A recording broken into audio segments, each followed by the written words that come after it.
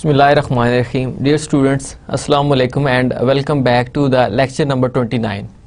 So this lecture number 29 is related with our cost flow assumptions. As we have already discussed in our previous two lectures, we discussed about first in first out, both in periodic and perpetual inventory system, and last in first out, or sometimes we used to call it LIFO, last in first out, both in periodic and perpetual inventory system. Now you can see on this slide that we have two inventory system. Just to give you an overview about our previous lectures, inventory systems that consist of two types of systems: perpetual inventory system and periodic inventory system. So in both inventory management systems, we discussed already first in first out and last in first out, and we have solved some of the questions. I have given you a practice question as well. So today we are going to discuss about the average inventory system that is used both in perpetual inventory system and periodic inventory system. I am just continuing the same example, same illustration that we have used both in first out and last in first out. अभी यहाँ पर आप देखेंगे कि आपके पास data same है.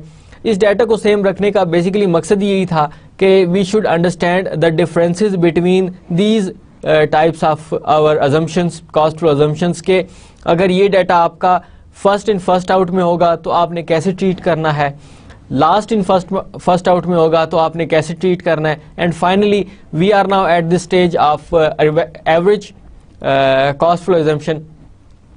तो इसमें इसका डिफरेंस बाकी आपके दो सिस्टम्स हैं उनके साथ क्या होगा. So still we have a first January inventory, that is already we know this is a balance, and we had 10 units left in our previous month, December 31st, which is carry forwarded in the January 1st, and their cost was 20 per unit. Then we made a sale of 7 units. So we made a sale from our previous inventory. आपके पास 10 units थे, उसमें से आपने 7 cell कर दिए हैं और उनकी sale price we know that was a 30 sales price. But we are not concerned about this sales price. We are just looking after the cost management system. Cost को देख रहे हैं कि आपने कॉस्ट के थ्रू उसे कैसे कैरी फॉरवर्ड करना है. आपका सेल प्राइस से ताल्लुक नहीं है, वो सेल्स डिपार्टमेंट उसको डील कर लेता है. And we have seen the journal entries which are being used in the perpetual inventory system and periodic inventory system. And we know that in perpetual inventory system there is always two journal entries. एक आपकी sales की होती है और दूसरी आपकी cost of goods sold की होती है. लेकिन आपके पास पीरियोडिक इन्वेंट्री सिस्टम में सिर्फ आप सेल्स की करते हैं, इन्वेंट्री की नहीं करते.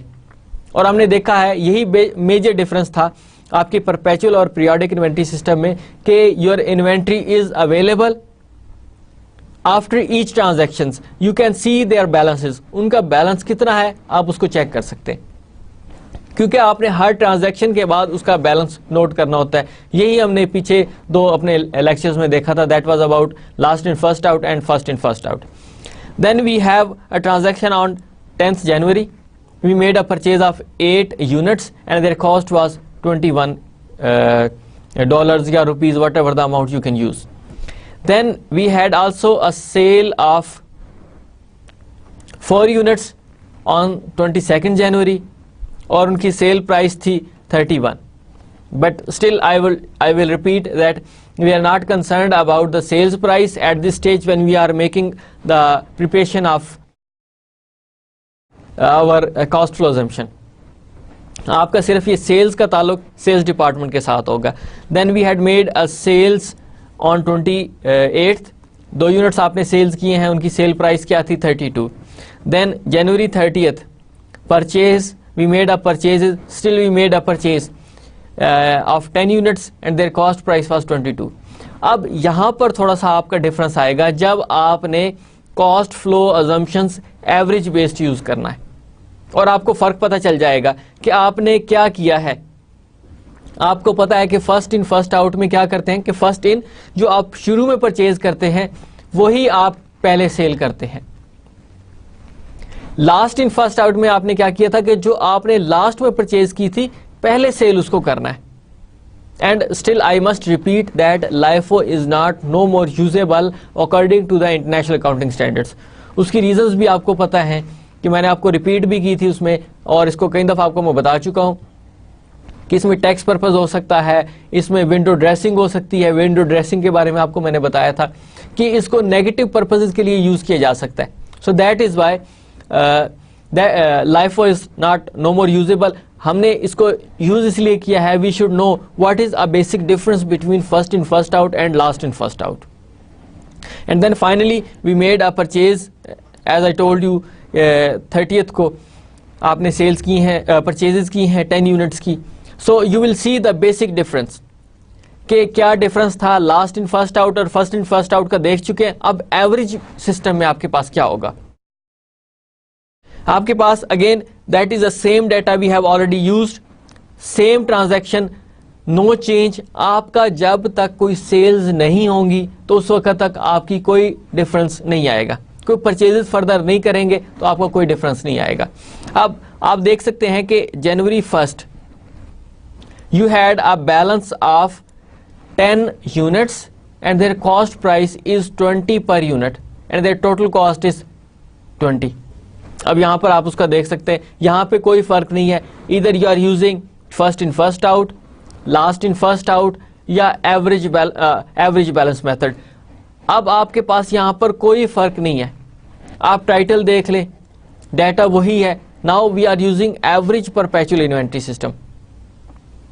आपके पास firm begins the year with 10 units of item 127B on hand at a total cost of ₹200। आपके पास उन जो 10 यूनिट्स की कॉस्ट थी जो आपने कैरी फॉरवर्ड किए हैं 31 दिसंबर को, उनका जो टोटल कॉस्ट है, उनकी जो टोटल कॉस्ट है दैट इज ₹200। यहां पर कोई फर्क नहीं है इसका। You made a second transaction that is 4th of January and you made a sales of 7 units. अब उसकी सेल्स प्राइस थी 30। नेक्स्ट देखिए, आपको यहाँ पे कोई फर्क नहीं नजर आएगा। Look at on the slide, आप सिंपल स्लाइड को देखें और आप देखें कि इसमें कोई फर्क पड़ा है कि नहीं पड़ा।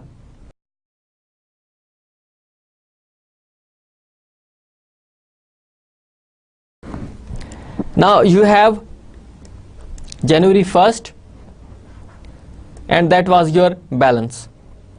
A balance that was carry forwarded from the previous month. Then that is January 4th you made a sales of 7 units. जाहिर है आपने सेल्स उसी में से करना है जो आपके पास ऑलरेडी इन्वेंट्री पड़ी है। आपके पास 10 यूनिट्स थे, उन 10 यूनिट्स में से आपने 7 यूनिट्स को सेल आउट कर दिया and their unit cost was 20. So the total price is at this stage, total cost is for selling of 7 units is 140.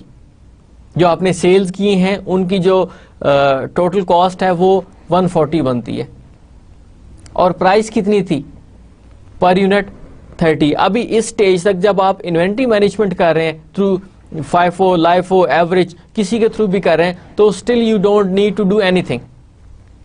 Sales का आपसे यहां पर कोई ताल्लुक नहीं है। In case if you want to do anything with your sales, general entry आप करना चाहते हैं तो आप उसको देख सकते हैं कि जनरल एंट्री आपकी किस तरह होती है।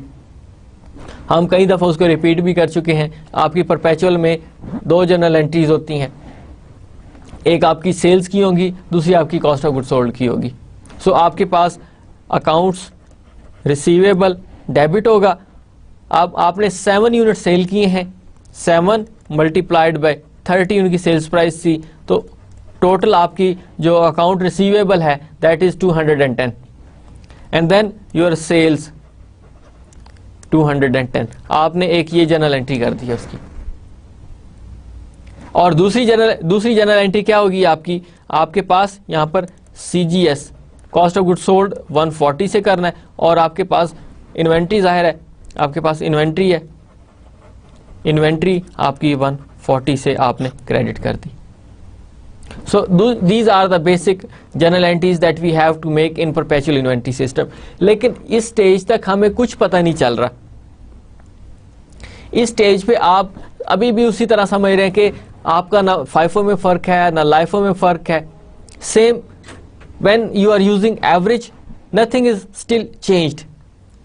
जब तक आपके पास एक दूसरी अलग से कॉस्ट नहीं आ जाएगी, उस वक्त तक आप कोई भी ट्रांजैक्शन ये नहीं आइडेंटिफाई कर सकते कि इधर इट इज योर फाइफो और इट इज अ लाइफो, या आप एवरेज यूज कर रहे हैं। Now look at the another transaction. You made a transaction on 10th January and you made a purchases of 8 units and their cost price per unit is 21. अब ये transaction आपके पास एक नई आ गई है, लेकिन इससे पहले आपकी पर यूनिट कॉस्ट कितनी थी? 20। लेकिन अब जो नेक्स्ट आपके पास आई है that is 21। It is different from the previous transaction, previous balance. उसमें आपके पास कॉस्ट थी 20, इस वक्त आपके पास कॉस्ट है 21। तो फिर अब इसको कैसे डील करेंगे? Now we need to make some calculations. लेकिन आपने पहली जो जर्नल एंट्री करनी है एज इट इज, जिस तरह आप रूटीन में करते थे। You made a purchases on 10th January, quantity आपकी 8 थी, unit cost was 21 and the total amount is 168। फिर आपने क्या किया? बैलेंस में आप क्या करते हैं? आपके पास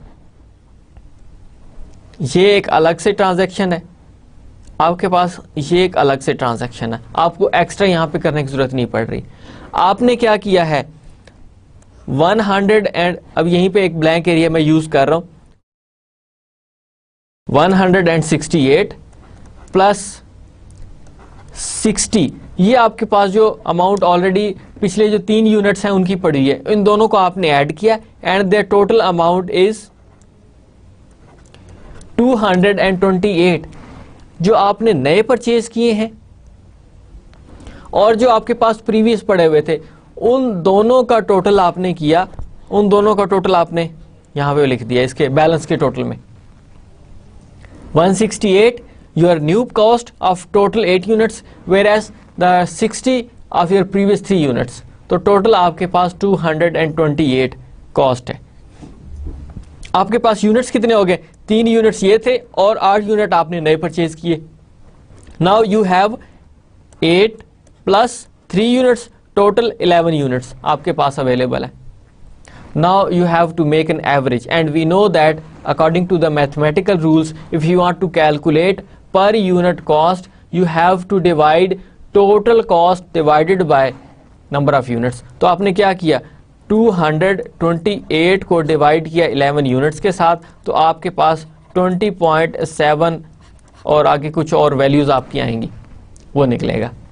तो आपने प्रीवियस यूनिट्स प्लस ये जो नए यूनिट्स हैं, इन दोनों का टोटल किया, इनकी कॉस्ट का टोटल किया और उस कॉस्ट को नंबर ऑफ यूनिट्स के साथ डिवाइड किया, तो अब आपके पास जो पर यूनिट कॉस्ट आ रही है दैट इज 20.7।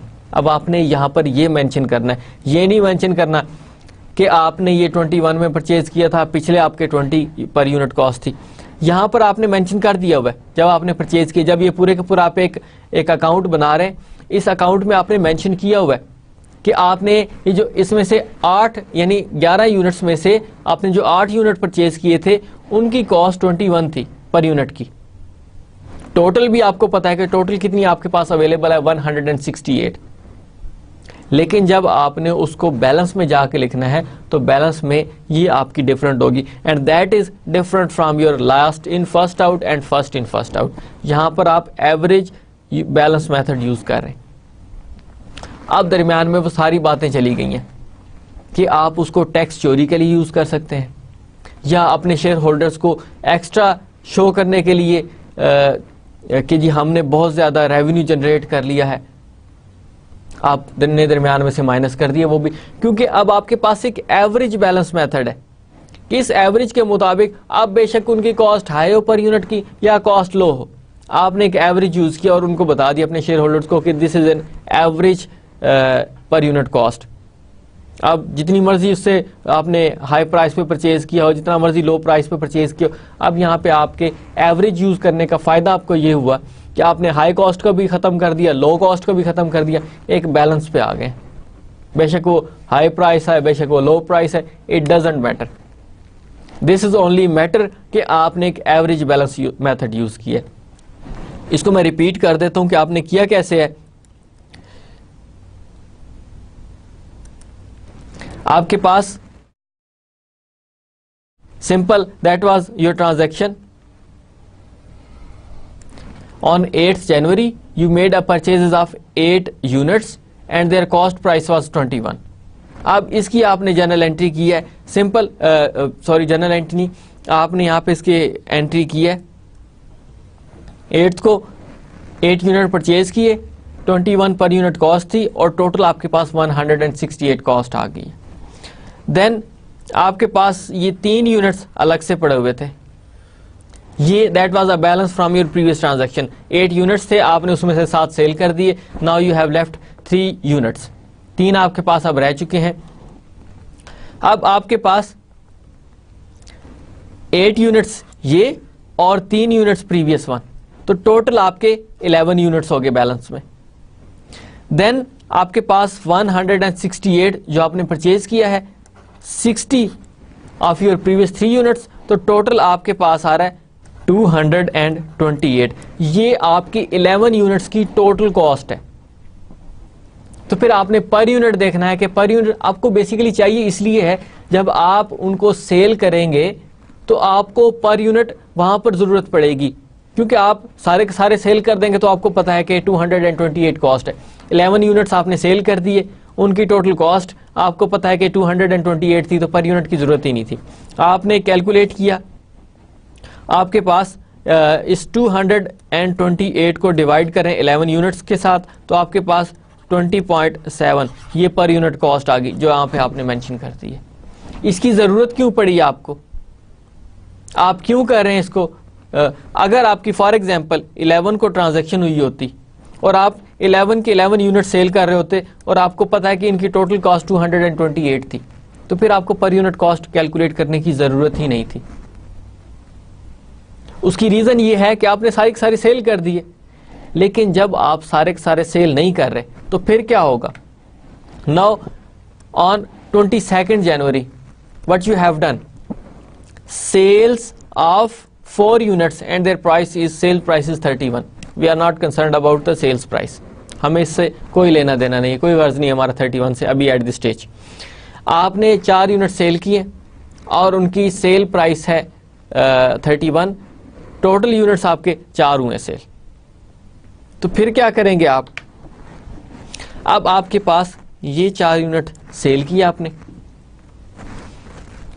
आपके पास पर यूनिट कॉस्ट, आपको पता है कि ये जो पर यूनिट कॉस्ट आपने कैलकुलेट की थी 20.7, आप यूनिट कम सेल कर रहे हैं, कम सेल कर रहे हैं, तो आप कौन सी पर यूनिट कॉस्ट कैलकुलेट करते, कौन सी पर यूनिट कॉस्ट लेके आते? एक यूनिट आपने रखे हुए थे 20 से, दूसरे आपने परचेज किए थे 21 से। ना आप फाइफो यूज कर रहे हैं, ना आप लाइफो मेथड यूज कर रहे हैं, आप एवरेज बैलेंस मेथड यूज कर रहे हैं, तो फिर आपको एवरेज पर यूनिट कॉस्ट चाहिए थे। जाहिर है आपने 4 यूनिट सेल की, उनकी कॉस्ट है कितनी, कैसे कैलकुलेट करते? तो you could calculate through average balance method. तो आपने यहाँ पे एवरेज उनकी कैलकुलेट की, ये 20.7, इस 20.7 को आपने 4 यूनिट्स के साथ मल्टीप्लाई किया, तो उनकी कॉस्ट आ रही है 82.8। जो आपने यूनिट्स 31 के सेल किए हैं उनकी कॉस्ट कितनी है? वो 82.8 आती है। So that is why you want to calculate total cost. Total cost आपने कैलकुलेट करनी है तो आपने एवरेज कैलकुलेट करना होगा। एवरेज कितनी है? हर एक की एवरेज, हर एक की एवरेज। अब किसी की हाई कॉस्ट थी, किसी की लो कॉस्ट थी, यहाँ पे आके सारी की सारी इक्वल लेवल पे आ चुकी हैं। अब हाई कॉस्ट लो कॉस्ट को जो है वो बैलेंस कर रहा होगा और लो कॉस्ट हाई कॉस्ट को बैलेंस कर रही होगी, क्योंकि आप एवरेज ले रहे हैं सबकी। सो आपने 22nd को ट्रांजैक्शन की, 4 units were sold and the unit cost was 20.7। अब सारी ऊपर डिटेल मौजूद है, आपके पास हर एक की डिटेल मौजूद है कि आपने परचेजेस कितने की किए हैं, आपके पास बैलेंस कितना अवेलेबल था, वो सारे का सारा आप कर रहे हैं, लेकिन एंड पे जो आपका बैलेंस आ रहा है वो बता रहा है कि आपने एवरेज बैलेंस मेथड यूज किया। हम चेक करना चाहें कि जी आपने परचेज कितने में किया था, तो that is already available, we don't need to go in the back pages. हम यहाँ पे चेक कर सकते हैं कि आपने कितने में उसको परचेज किया था। अब आपके पास 11 में से आपने 4 यूनिट सेल कर दिए and the remaining amount is remaining units are 7, आपके 7 यूनिट्स बाकी रह गए।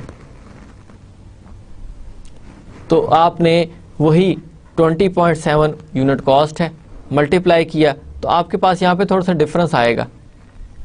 अभी आपके पास यहाँ पर अमाउंट आ रही है 145.2, ये आपके पास आ रही है क्योंकि मैंने सिंपल जो इशारिया है, जो पॉइंट है, उसके बाद सिर्फ एक डिजिट लिया है। आप एक से ज़्यादा भी ले सकते हैं। ये आपका 20.72 था, तो मैंने उसको 2 को ख़त्म कर दिया, सिंपल 7 ले लिए just to make easy calculations, कि ताकि आप इजी इसको अंडरस्टैंड कर सकें। ये आप नॉर्मली जो एक्चुअल कैलकुलेशंस होती है अकाउंटिंग की, उसमें आप पॉइंट के बाद या इशारिये के बाद 4 डिजिट लेते हैं। तो 4 डिजिट अगर यहाँ पे लिए जाते तो वो फिर जो आपके फिगर्स होने थे, जो वैल्यूज़ होनी थी, वो बहुत छोटी हो जानी थी, इसलिए मैंने फिर यहाँ पे ऐसे यूटिलाइज किया इसको। सो आपके पास 7 यूनिट्स लेफ्ट, पर unit cost is available, multiply with this and you will calculate 145.2। अगर आप इस तरह ना भी करें तो आपके पास जो टोटल 228 की अमाउंट ये थी, इसमें से 82.5 माइनस कर दें तो आपके पास 145.2 अमाउंट आ जाएगी। यही फ़र्क है यहाँ पे, और बेहतर तरीका भी यही है कि आप 228 में से जो पुरानी अमाउंट थी, जो टोटल कॉस्ट थी, उसमें से जो आपने सेल कर दिया उसकी कॉस्ट को माइनस कर दें, आपके पास ये बैलेंस आ जाएगा। So I hope now that was your understandable for you कि हमने कैसे एवरेज बैलेंस मेथड यूज़ किया। और ये एवरेज बैलेंस मेथड आपकी हर परचेजेस के बाद चेंज होता जाएगा। कैसे चेंज होगा? अभी आपने फॉर एग्जांपल जो नेक्स्ट ट्रांजैक्शन है that is also related with your sales on 28 January. आपने इसको स्टिल सेल किया है, 2 यूनिट्स हैं आपके और उनकी सेल्स प्राइस है 32। Still we are not concerned about this amount, हमें से कोई ताल्लुक नहीं सेल्स प्राइस से। आप सिर्फ ये देखें कि आपने सेल्स की हैं 2 यूनिट्स की। कैसे ट्रांजैक्शन करेंगे आप? ये आपने ऑलरेडी की थी, ये वैल्यूज आपके पास ऑलरेडी बैलेंस में अवेलेबल हैं। इसको मैं इन ब्रेसेस लिख रहा हूं। Quantity was left 7 units and their cost price, average cost price was 20.7 और जो टोटल कॉस्ट थी वो थी 145.2। इसको ना भी लिखें तो इससे फ़र्क नहीं पड़ता, क्योंकि आपको पता है कि आपने एवरेज यूज़ करना है।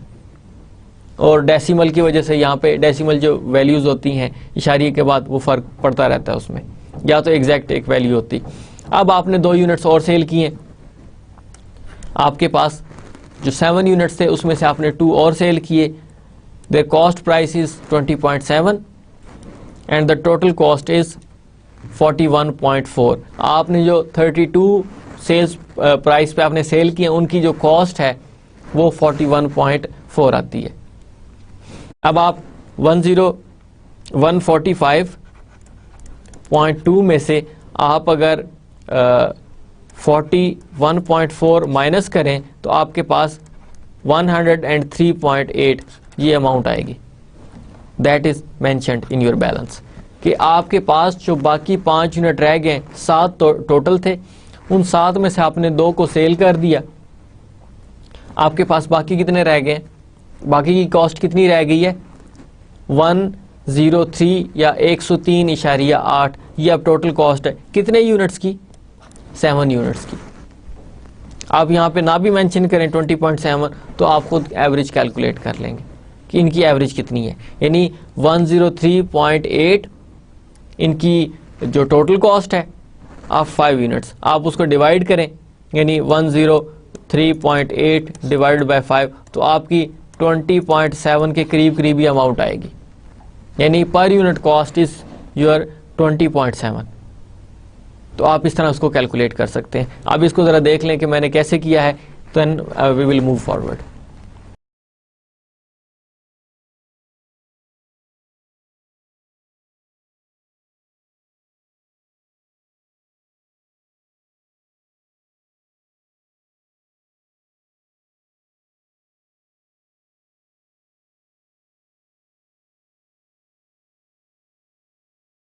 Now, the last transaction, January 30th, you made a purchases of 10 units at a cost price of 22. अब आपके पास जो कॉस्ट प्राइस है वो 22 है, 20.7 नहीं है जो आपने एवरेज लिया था। इसका मतलब ये है कि आपके पास यहाँ पे 20.7 एक अलग कॉस्ट है पर यूनिट की, और 22 जो नए परचेज करें उनकी कॉस्ट अलग से। तो इसका मतलब ये हुआ कि हमारे बैलेंस में अगेन फिर एक एवरेज आएगी। वो क्या होगा, आपके पास 5 यूनिट्स ऑलरेडी थे, यहाँ पर मैं अमाउंट मेंशन कर रहा हूँ, इसको मैंने सर्कल में लिख दिया। आपने 10 यूनिट्स मजीद परचेज किए, कितने में परचेज किए, 22 पर यूनिट। अब परचेजेस का कॉलम आपको बता रहा है कि that you have purchased 10 units and पर unit cost is 22 and the total cost is 220। आपकी जो टोटल कॉस्ट है वो 220 की है। Now you can go again on your balance. क्या करेंगे फिर आप, you have 5 earlier units and 10 you have new purchase, 10 plus 5 that is equal to 15 units. आपने बैलेंस में 15 लिख दिया। And then you have 103.8 plus 220.0। आपने जो 103.8 यानी 103.8 आपके पास पहले कॉस्ट थी, जो नई कॉस्ट है 220 उसको ऐड किया, तो टोटल आपके पास बन रही है 323.8। ये आपके पास अब टोटल कॉस्ट बन रही है कितने यूनिट्स की, 15 यूनिट्स की। फिर आपने क्या किया, इस 323.8 को डिवाइड कर दिया 15 यूनिट्स के साथ, just to check that you are exactly doing the average balance method. अब पीछे जो आपके पास 20.7 की जो पर यूनिट कॉस्ट है वो भी एवरेज है, लेकिन अब आपके पास नए यूनिट्स आ चुके हैं, तो आपने फिर जो पिछला एवरेज है प्लस दिस वन, इन दोनों को ऐड करेंगे, क्योंकि आपको तो नहीं पता कि आपने यूनिट सेल किस कॉस्ट पे किए थे। आपको तो सिर्फ यही पता है जब आप एवरेज यूज कर रहे हैं कि आपने पर यूनिट कॉस्ट 20.7 लगाई थी, उसके मुताबिक अब आप डिवीजन कर रहे हैं उसकी। तो आपके पास 323.8 को डिवाइड किया आपने 15 टोटल यूनिट्स के साथ, तो आपके पास 21.6 अभी आपकी पर यूनिट कॉस्ट आ गई। फर्दर अब आपकी सेल्स होंगी वो इसके मुताबिक होंगी। सो आई जस्ट रिपीट कि मैंने ये कैसे किया है। आपके पास, I am going back again on this slide, कि आपने you have made a purchases on 30th January 10 units at a cost of 222। आपके पास 22 पर यूनिट कॉस्ट है और 10 यूनिट्स आपने परचेज की हैं। आपके पास जो नॉर्मल आप करते हैं रूटीन में, इससे कोई फर्क नहीं पड़ रहा, जो आपने फाइफो में भी यूज किया, जो आपने लाइफो में भी यूज किया। आपके पास क्वांटिटी 10 यूनिट्स, यूनिट कॉस्ट 22 और टोटल कॉस्ट आपने कितनी पे की है, that is 220 for 10 units. Now you want to put it in your inventory balance. तो क्या करेंगे, आपके 10 यूनिट्स ये और 5 यूनिट्स प्रीवियस बैलेंस, तो टोटल आपके पास 15 यूनिट्स आ गए। फिर उनकी कॉस्ट को ऐड करेंगे, 103.8 प्लस 220.0, इन दोनों को आपने ऐड किया यू हैव अ 323.8, ये अब इनकी टोटल कॉस्ट आ गई है जो आपने यहाँ पे मेंशन की है। फिर आप क्या करें, आपने एवरेज यूनिट निकालना है क्योंकि आपने सेल करनी है इसमें से। जब आपने सेल करनी है तो फिर यहाँ पे आपके पास क्या होगा, 323.8 डिवाइड बाय 15 यूनिट्स, तो आपके पास पर यूनिट आ जाएगी 21.6। 21.6 अब आपके पास यहाँ पर जो एवरेज यूनिट कॉस्ट आ चुकी है। जब आप सेल करेंगे तो फिर क्या करेंगे, फिर इस 21.6 को यूज करेंगे इंस्टेड ऑफ यूजिंग योर 22 या 21, या आपने जो पीछे एवरेज निकाली थी 20.7 की, अब वो आप यूज नहीं करेंगे। आपने फॉर एग्जांपल 31st को सेल कर दी है और आपने 5 यूनिट सेल किए हैं, तो फिर क्या करेंगे, 5 यूनिट्स आपने सेल किए हैं और उनकी एवरेज कॉस्ट पर यूनिट क्या थी 21.6, उससे मल्टीप्लाई करेंगे, आपके पास टोटल अमाउंट आ जाएगी। अब आपने 20.7 नहीं किया, लेकिन आपने किया है 21.6, जो आपने नई एवरेज निकाली थी उसको आपने कैलकुलेट किया। ये सारा काम कंप्लीट करने के बाद फिर आप उनके टोटल्स निकालेंगे। अभी आपने ये सिर्फ आपको बताने के लिए मैंने किया है, we are not suppose to use that inventory entry this 31st January. आपके पास सिंपल ये जो 6 ट्रांजैक्शंस हैं उसी को मैंने कंटिन्यू किया है, जो आपकी पीछे फर्स्ट इन फर्स्ट आउट और लास्ट इन फर्स्ट आउट में यूज होती रही हैं। इनका टोटल करें, यू हैव परचेज्ड 8 + 10 18 यूनिट्स आपने परचेज किए थे। जाहिर है आप यूनिट कॉस्ट मेंशन नहीं कर सकते क्योंकि आपके पास परचेजेस में 2 सेपरेट पर यूनिट कॉस्ट थी, एक 21 और एक 22। 2 सेपरेट यूनिट कॉस्ट आपके पास अवेलेबल थी, so that is why you are not using this amount. आपने टोटल मेंशन करना है कि आपके पास 168 एक कॉस्ट है और 220 दूसरी कॉस्ट है, दोनों को ऐड किया, द टोटल अमाउंट इज 388। ये आपकी लाइफो में भी सेम रहेगी, ये आपकी फाइफो में भी सेम रहेगी, यानी लास्ट इन फर्स्ट आउट में भी आपकी 388 सेम रहेगी amount, first in first out आपने यूज किया उसमें 388 भी सेम रहेगी। अगर मैं कहूं आपको परचेजेस में कोई फर्क नहीं पड़ता, परचेजेस की ट्रांजैक्शन सेम रहेंगी, इसमें कोई फर्क नहीं पड़ता, either you are using first in first out, last in first out and average balance method.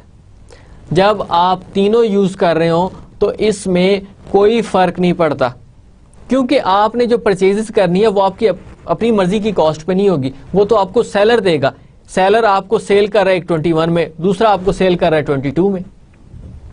So it means that this purchases column will remain same, either you are using first in first out, last in first out or average balance method. But in other 2 columns, cost of merchandise sold and inventory balance, यहाँ पर आपके फर्क पड़ेंगे। ये आपको columns बताएंगे कि no, there is a difference between first in first out, last in first out and average balance method. अब यहाँ पे फर्क देखें, आपके पास जो पीछे हमने किए थे last in first out and first in first out, उसमें कहीं पे भी पॉइंट्स का जिक्र नहीं था। आपके पास 140, 82.8 एंड 41.4, इन तीनों को ऐड किया, the total amount is now 262.2। पीछे जितनी भी हमने की थी उनमें ये अमाउंट नहीं आती थी, आपके पास यहाँ पर आ रहा है 262.2। तीनों को टोटल किया, देन आपके पास 7 units sold, 4 units sold, 2 units sold, तो टोटल आपने 13 यूनिट्स को सेल किया है। Total units sold 13 and the total cost was 262.2। ये आपकी बनती है, लेकिन आप पर यूनिट स्टिल मेंशन नहीं कर सकते। क्यों नहीं कर सकते हैं? क्योंकि 7 units were sold for 20, 4 units were sold for 20.7। तो आपके पास यहाँ पर जो यूनिट कॉस्ट थी वो डिफरेंट थी, 2 सेपरेट यूनिट कॉस्ट आपने यूज किए हैं, so that is why you are unable to use this total column of your per unit cost. then you will go in the third column which is your inventory balance. अब आपके पास जो units available हैं these are 15, आपके पास 15 units available हैं and their total cost is 323.8. अब आपके पास ये टोटल कॉस्ट अवेलेबल है 15 यूनिट्स की. ये फर्क है आपका बाकी दो जो आपने यूज किए थे, first in first out and last in first out, उनमें आपके पास डिफरेंट कॉस्ट थी कि आपके 3 यूनिट्स बाकी बचे हुए हैं, उनकी कॉस्ट पर यूनिट ये और टोटल कॉस्ट ये है. आपके पास लास्ट इन फर्स्ट आउट में आपने कहा कि जी हमारे इतने टोटल बैलेंस, इतने टोटल यूनिट्स अवेलेबल हैं, इतने यूनिट्स की कॉस्ट इतनी है और टोटल इतनी अमाउंट बनती है. दूसरे जो यूनिट्स पड़े हुए हैं उनकी कॉस्ट पर यूनिट इतनी है और टोटल इतनी बनती है. लेकिन अब यहाँ पर आपने देखा कि आपके पास टोटल कॉस्ट कितनी है 323.8, units available 15 and their per unit cost is 21.6. यहाँ पर आप मेंशन कर सकते हैं, लेकिन आपने इससे जितने भी पहले जो मेथड्स पढ़े उसमें आप यहाँ पर नहीं लिखते थे.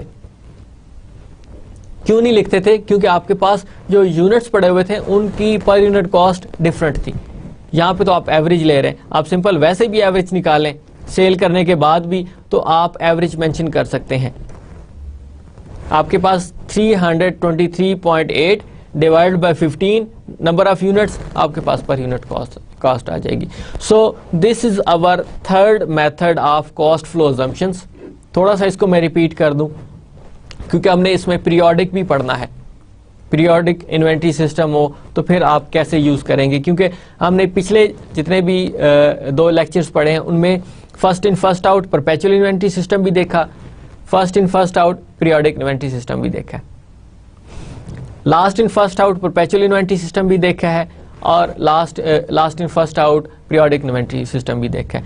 Now up to this stage we have seen average inventory system, average cost flow assumption in perpetual inventory system. हमने यहाँ तक जो अपनी एक लास्ट स्टेज की सेकंड लास्ट चीजें पढ़ ली हमने कि अगर आप एवरेज बैलेंस मेथड यूज करें तो फिर क्या होता है, यही हमने देखा है. Now when we use an average cost using a periodic method, periodic inventory system, तो उसमें क्या होगा, थोड़ा सा आप इसके बारे में सोचें कि क्या हो सकता है. वो आप इसको चेक करें, आपके पास डाटा अवेलेबल है, आपने इन्वेंट्रीज परचेज किए, इन्वेंट्री सेल करते जा रहे हैं, आप चेक करना चाह रहे हैं कि हमारी कॉस्ट ऑफ गुड्स सोल्ड कितनी थी. आपने ये देखना है कॉस्ट ऑफ गुड्स सोल्ड की टोटल कॉस्ट बनती कितनी है. Now again I am using the same data, there is no difference at all. You have purchased, you have 200 units of your beginning inventory, 300 units you purchased on 10th March, 400 units you purchased on 21st March, and you had purchased 100 units on 18th November. आपके पास ये 4 transactions थी. आपको अब and तक ये idea ज़रूर हो जाना चाहिए कि हमने पीरियोडिक इन्वेंट्री सिस्टम और परपेचुअल इन्वेंट्री सिस्टम का क्या मेजर डिफरेंसेस देखे थे. शुरू में मैंने आपको ये भी बताया था कि पीरियोडिक इन्वेंट्री सिस्टम में आपके पास हाई वॉल्यूम और लो कॉस्ट प्रोडक्ट्स होती हैं, लेकिन परपेचुअल इन्वेंट्री सिस्टम में आपके पास हाई कॉस्ट और लो वॉल्यूम यानी तादाद उनकी कम होती है और नेचर भी ऐसी बनती है. आपके पास कितने रेफ्रिजरेटर्स हैं, आप जाहिर है आप इनकी क्वांटिटी इनको काउंट कर सकते हैं. कितनी गाड़ियां हैं आप काउंट कर सकते हैं. कितने मोबाइल फोन्स हैं आप इनको काउंट कर सकते हैं. ये तो आप चेक कर सकते हैं. लेकिन पीरियोडिक इन्वेंट्री सिस्टम में शैम्पू की कितनी बॉटल्स, कितनी सोप साबुनें जो हैं वो कितनी है, या आपके पास ग्रोसरी की एग्जांपल आप ले सकते हैं. तो फिर यही मेजर डिफरेंस है आपके पास कि आप परपेचुअल इन्वेंटरी सिस्टम उसकी नेचर के मुताबिक यूज करते हैं, क्योंकि you have a balance available on each and every transaction, whereas in your periodic inventory system you do not have a balance at the end of each transaction. आपने for example 10 shampoos cell किए हैं, अब आप उनको count करेंगे जी हमारे पास 100 shampoos का stock पड़ा हुआ था, 10 सेल कर दिए तो अब 90 बाकी रह गए. You never do this. महीना खत्म होता है तो आप काउंट करते हैं कि अब कितने बाकी रह गए हमारे पास. आप हर ट्रांजैक्शन के बाद नहीं करते, क्योंकि आपका कस्टमर एक आपसे 2 शैम्पू परचेज कर रहा है, एक परचेज कर रहा है, तो आप हर एक के बाद कहेंगे जी 100 में से आपने 2 सेल कर दिए तो नाउ यू हैव लेफ्ट 98, एक और सेल किया now you have left 97. You will never do this. आप सिंपल करेंगे ये कि महीना खत्म हो गया, देखो कितना स्टॉक पड़ा हुआ है. आपका जो सबऑर्डिनेट है वो आपको बताएगा कि सर हमने 100 परचेज किए थे और अब आप हमारे पास 30 बाकी बचे हुए. It means you have sold 70 units. आपने उनकी क्वांटिटी एंड पे काउंट की है, वो बता दी है. सो coming back to this slide, you can see that I'm using a same data. You purchased 200 units at a cost of 9, 300 units at a cost of rupees 10, 400 units at a cost of rupees 11, and finally you purchased on November 18th 100 units at a cost of rupees 12. आपके पास यहाँ पर हर एक की cost भी available है. Difference अब आप लोगों ने चेक करना है. 9, 10, 11, 12. You have a 3 different cost. Units 1000 units available for sale during the year. ये आपके पास अवेलेबल फॉर सेल थे. अब दरमियान में सेल होते रहे. आप रिकॉर्ड रख रहे हैं कि आपने परचेज कितने किए, क्योंकि जब आपका साल ईयर एंड होगा, एंड पे आप देखेंगे कि आपके पास यूनिट्स अवेलेबल कितने हैं. आप कहेंगे कि हमारे पास इतने available. It means rest of the units have been sold. Now you are counting their total amounts.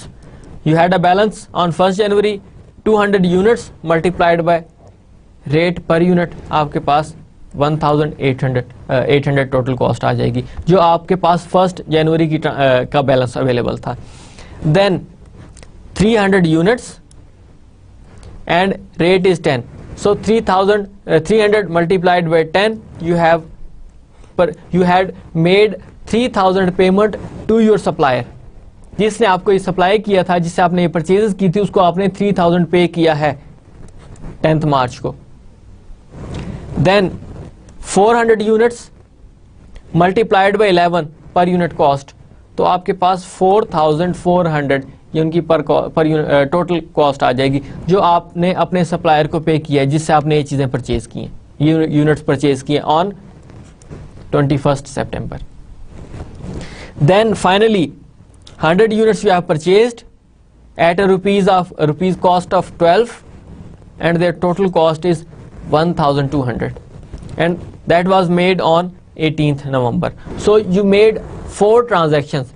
You had made 3 transactions in this year, whereas 1 transaction was related from your previous year. आपके पास बाकी का balance बच गया था. Total अब आपके पास कितना available for sale है? 1000. ये आपके रिकॉर्ड के मुताबिक है. आपके रिकॉर्ड के मुताबिक 1000 यूनिट्स आपके अब अवेलेबल फॉर सेल हैं. अवेलेबल फॉर सेल मींस के now they are ready to sale. आपके पास इतना स्टॉक पड़ा हुआ है, आपकी बुक्स में लिखा हुआ है कि आपके पास 1000 यूनिट्स अवेलेबल हैं, और इन सब की टोटल कॉस्ट दैट इज 10,400 है.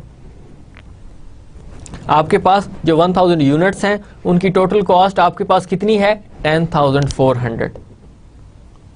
Now what you will do, you have to calculate an average cost per unit. तो क्या तरीका होता है? Cost of merchandise available for sale. Cost of merchandise available for sale कितनी है आपके पास? 10,400. That is a merchandise available for sale. Then फिर डिवाइड किससे कर रहे हैं आप? एवरेज कैलकुलेट करने के लिए कितने आपके पास number of units available for sale है. Units available for sale during the year कितने हैं आपके पास? 1000. यानी आपके पास 10,400 की कॉस्ट है कितने यूनिट्स की? 1000 की. यही चीज आप पीछे परपेचुअल इन्वेंटरी सिस्टम में देखा है ना कि आप क्या करते थे कि number cost, total cost divide by number of units, आप यही करते थे। तो सेम आपके पास अब कॉस्ट कितनी है टोटल इन 1000 यूनिट्स की, 10,400, और नंबर ऑफ यूनिट्स कितने हैं 1000, आपने डिवाइड किया, अब आपके पास 10.40, ये आपके पास पर यूनिट कॉस्ट आ गई है। अब आपने परचेज किए थे 9 पे भी, आपने परचेज किए थे 10 पे भी, आपने परचेज किए थे 11 पे भी, आपने परचेज किए थे 12 पे भी, लेकिन इन सब की एवरेज कितनी आ रही है आपके पास 10.40, ये आपकी अब पर यूनिट कॉस्ट आ गई है। Now you are not concerned about 9, आपने शुरू में शैम्पू परचेज किए थे, एग्जाम्पल उसी को कंटिन्यू कर रहा हूं जो आपको दे रहा था मैं, कि आपने शैम्पू परचेज किए थे 9 रुपीज का पर शैम्पू, अब वो 12 का हो चुका है, इससे क्या फर्क पड़ता है। आपने परचेज किया था 10 का, अब 12 का हो चुका है। आपने परचेज किया था 11 का, क्या फर्क पड़ता है, 12 का हो चुका है। क्योंकि अब आप देख ये रहे हैं कि हमारे पास टोटल आए कितने, टोटल हमारे पास शैम्पू आए 1000 और उन सब की कॉस्ट कितनी थी 10,400। अब आप चेक करना चाह रहे हैं कि हमारे पास पर यूनिट कॉस्ट बनती कितनी है एवरेज, तो आपने उसको डिवाइड किया। अब आप you are more concerned about 10.4 rather than 9, 10, 11, 12। अब आपने इन वैल्यूज के बारे में नहीं सोचना, आपने देखना ये है कि आपकी अब एवरेज पर यूनिट कॉस्ट कितनी आ रही है, अब आपने इसके मुतालिक काम करना है। So I hope now you can understand कि अब आपने कैलकुलेशन कैसे करनी है।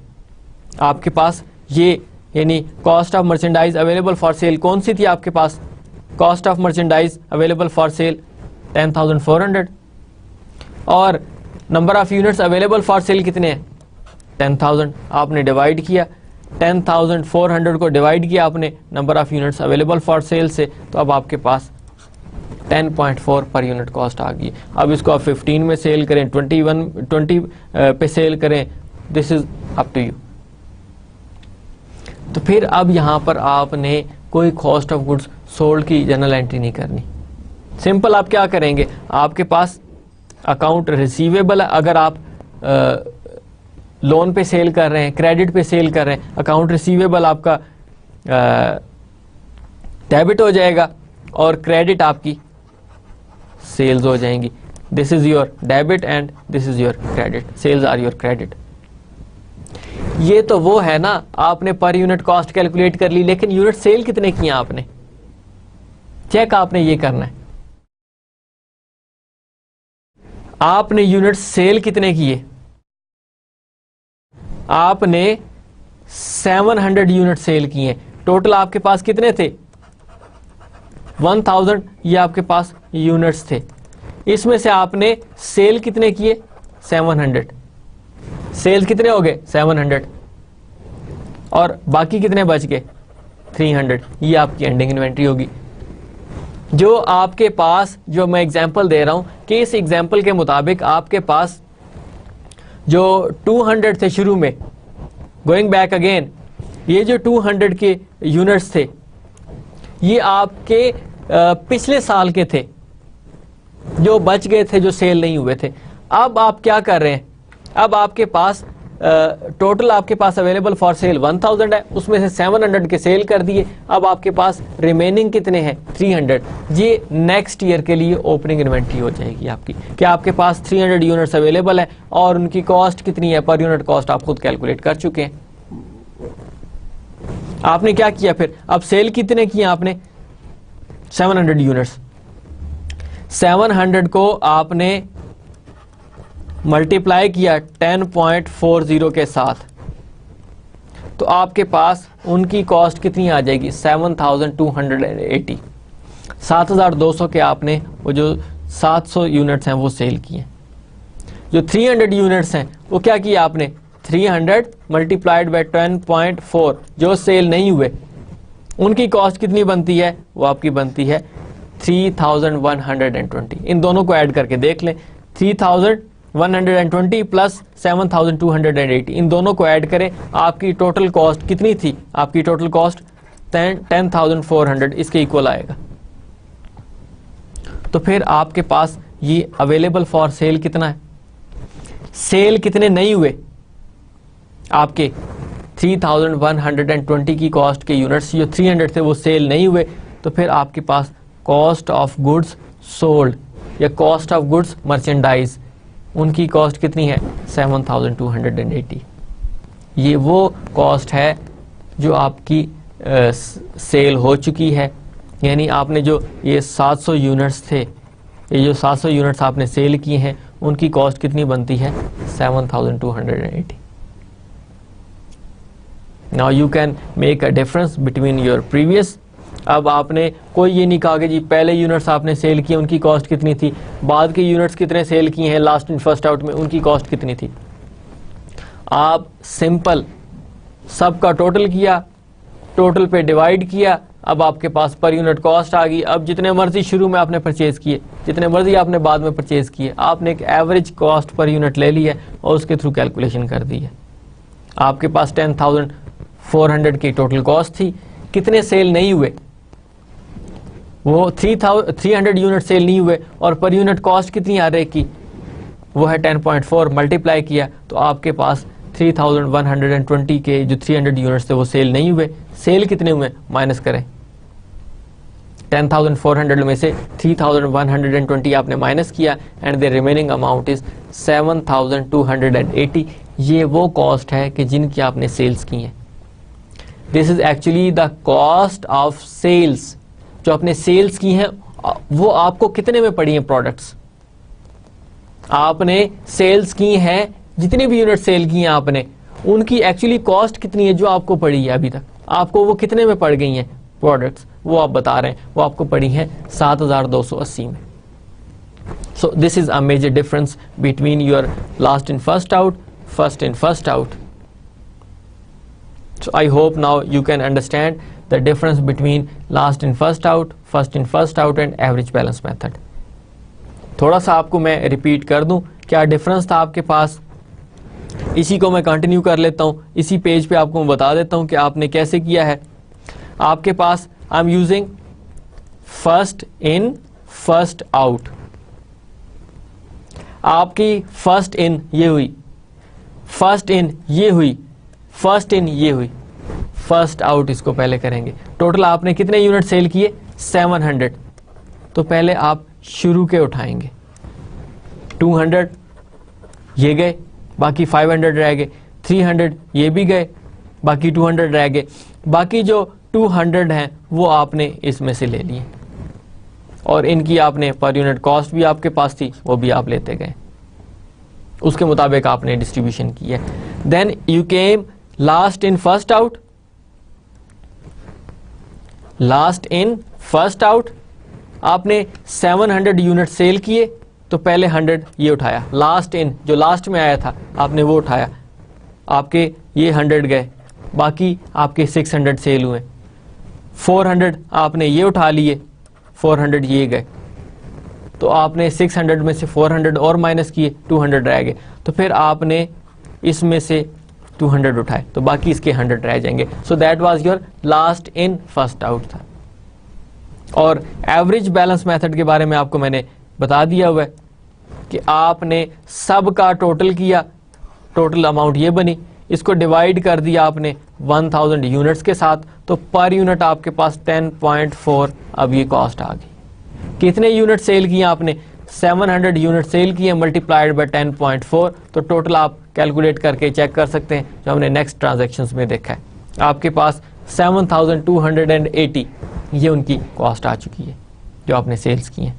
जो सेल्स नहीं हुए, अब जो नेक्स्ट इन्वेंट्री होगी आपकी सेम, आपके पास जिस तरह ये इन्वेंट्री अवेलेबल थी, आपके पास अब 300 यहाँ पे आएगा, यूनिट्स हैं मल्टीप्लाइड बाय 10.4, ये उसकी पर यूनिट कॉस्ट आ जाएगी। जो यहाँ पे 9 लिखा हुआ है, अब 9 की जगह आप यहाँ पे 10.4 लिखेंगे जो नेक्स्ट ईयर के लिए होगा, और जो आपने 200 लिखा हुआ है इस 200 की जगह आपका 300 मेंशन हो जाएगा। उसमें फर्दर आप फिर और परचेजेस भी करते रहेंगे।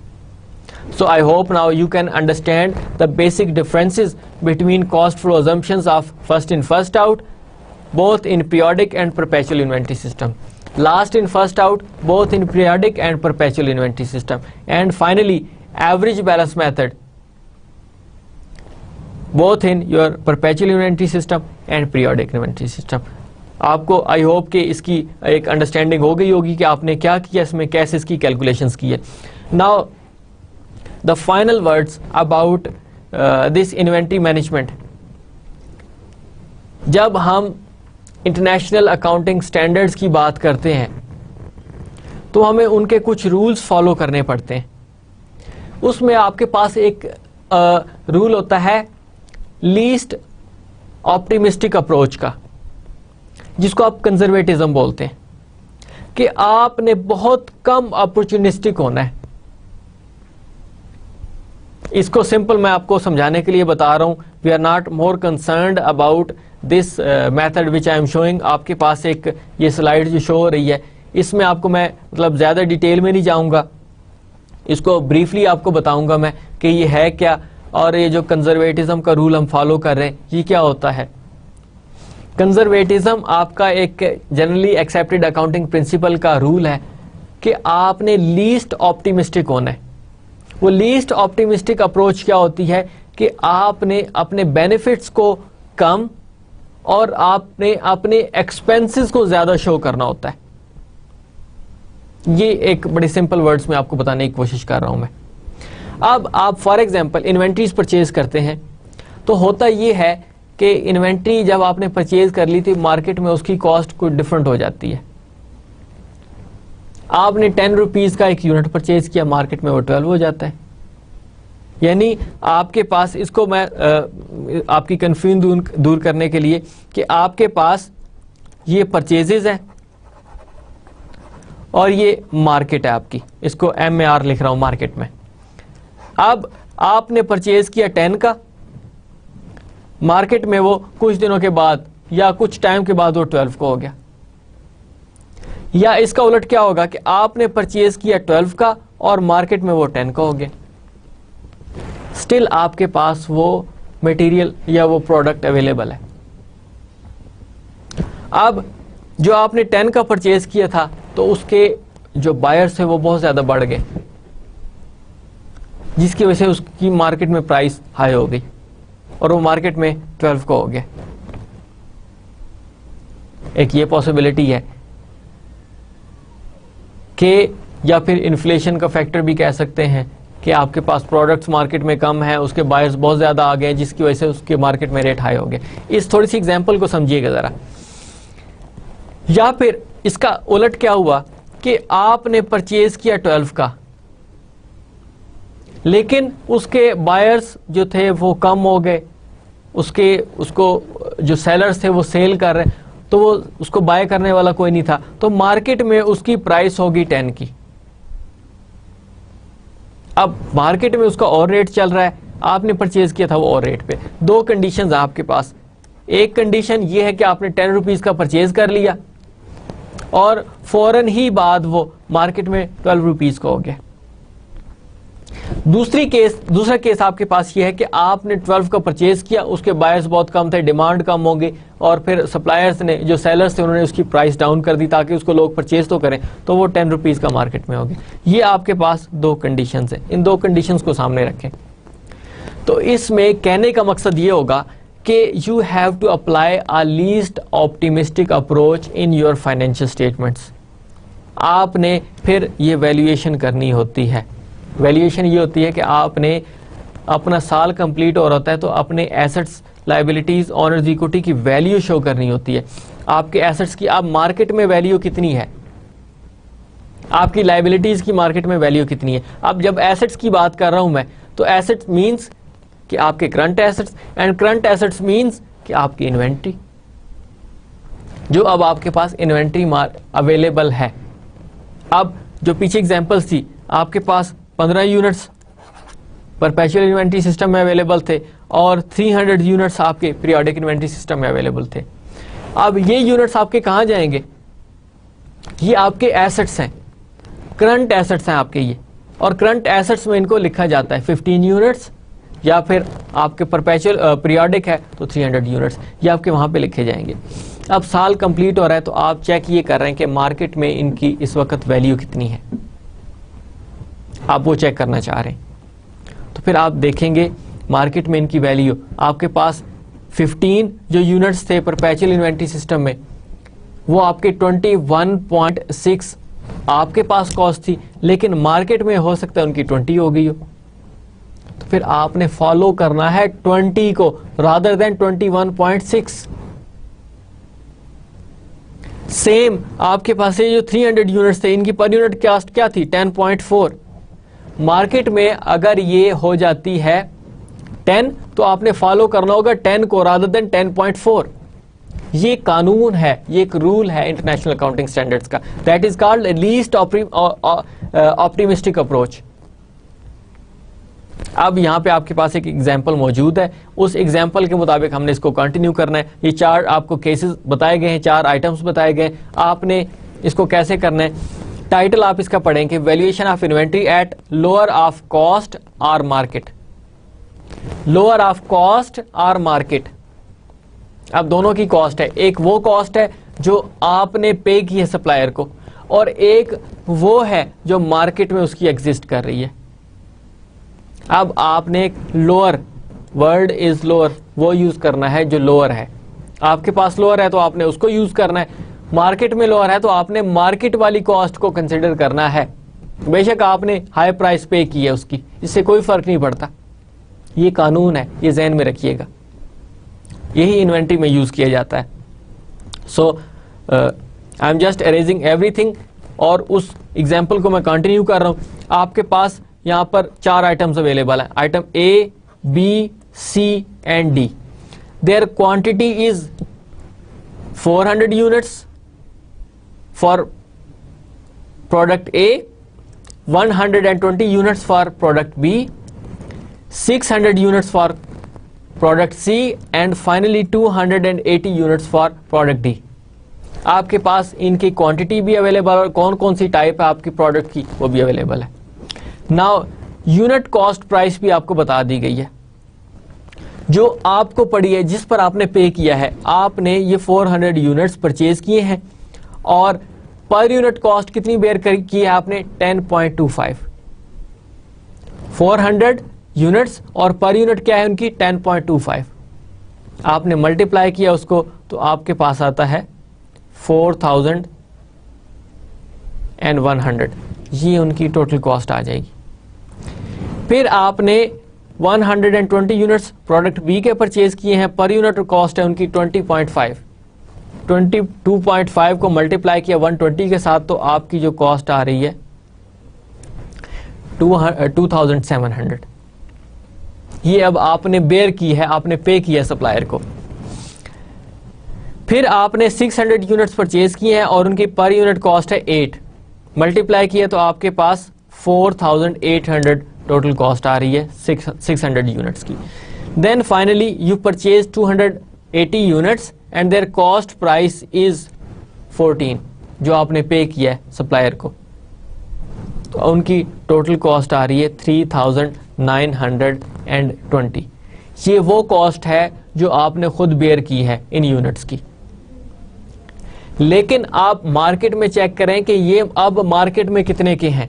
साल आपका फॉर एग्जांपल 31 दिसंबर आ गया हुआ है, आप मार्केट में गए, आप चेक कर रहे हैं कि हमारी ये कॉस्ट है कितने की।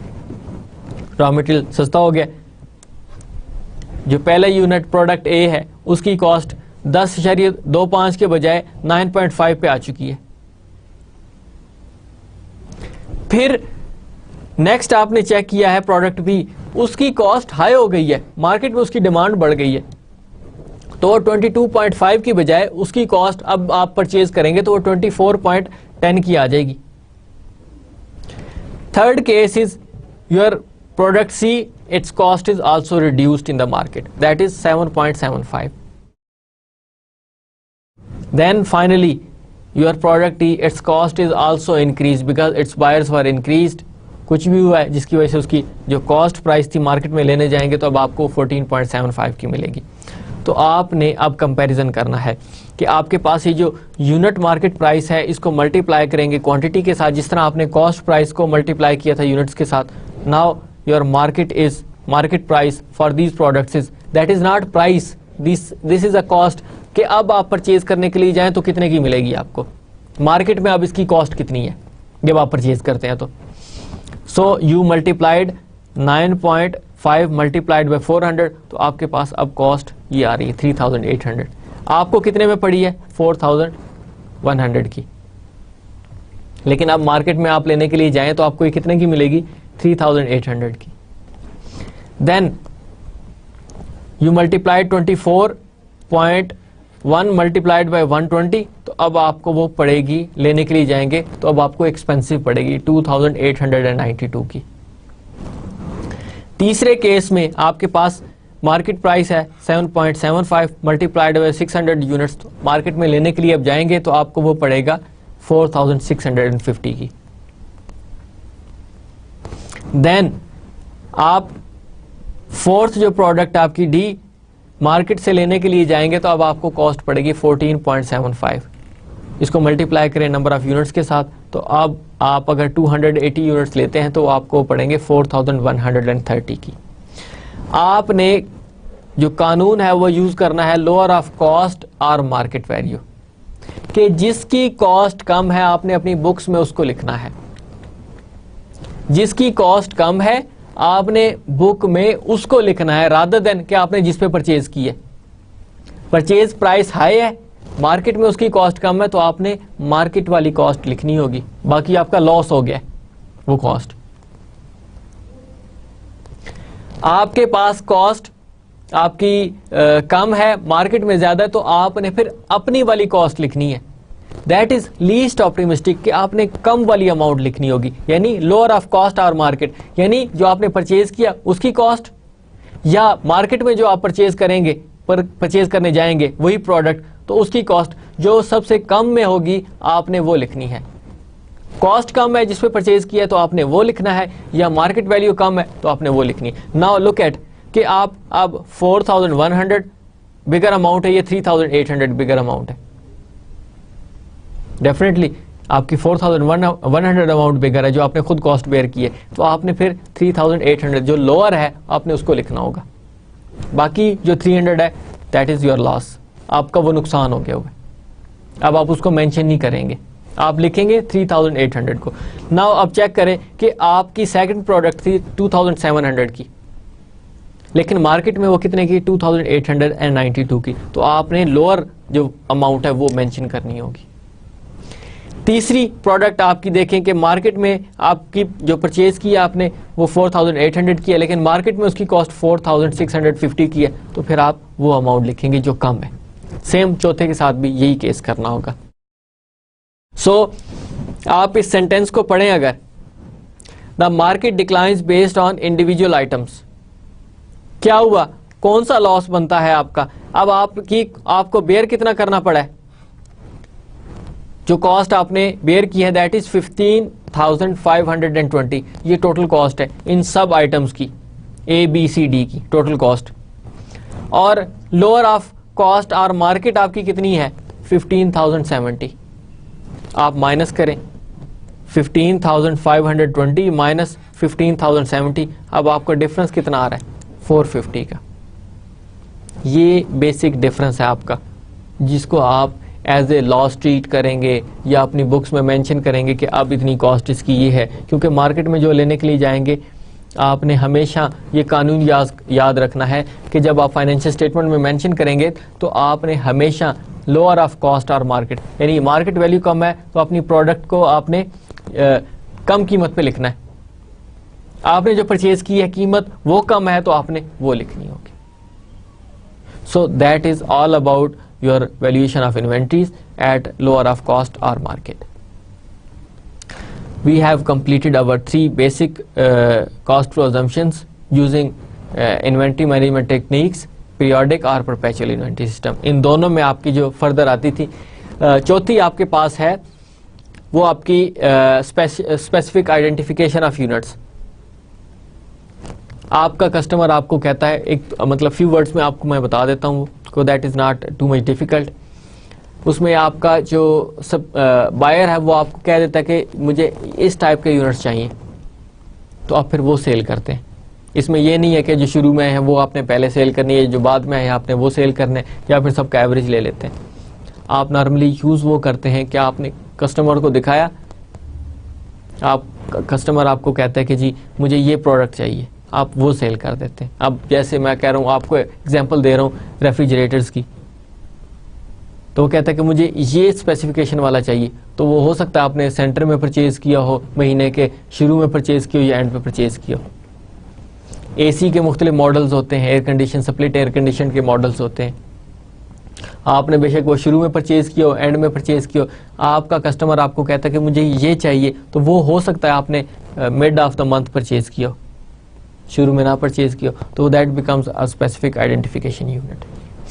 सो we have studied inventory systems, in which we discussed about our perpetual inventory system and periodic inventory system, and in both systems we have seen that there could be a first in first out। शुरू में आया आप उसको पहले cell कर रहे हैं, जो बाद में आएगा उसको बाद में सेल करेंगे।